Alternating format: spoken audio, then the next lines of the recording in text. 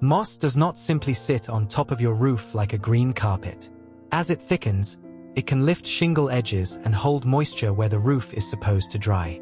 The wrong removal method can damage the shingles faster than the moss itself. Do not begin with a pressure washer.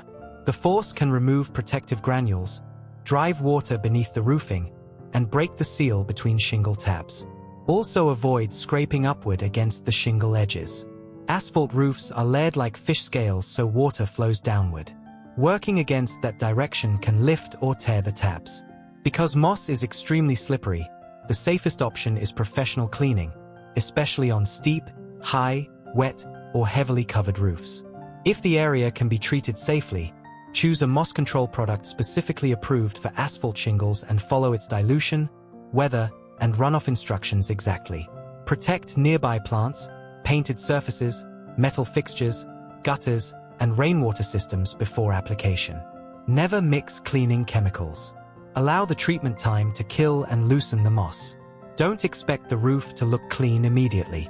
Once the growth has dried and released its grip, it can be removed gently with a soft bristled brush, working from the ridge downward with the shingle overlap, not upward beneath it. Never pull thick moss aggressively.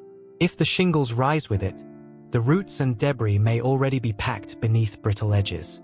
That section needs professional evaluation rather than stronger scrubbing. After removal, clear loose debris from gutters and inspect for lifted tabs, exposed fasteners, granule loss, or soft decking. Then address the conditions that invited the moss: heavy shade, overhanging branches, poor airflow, and moisture that remains after rain. The safest process is slow. Treat it, let it release, and brush downward gently. A roof cleaned in one aggressive afternoon may lose years of service in the process.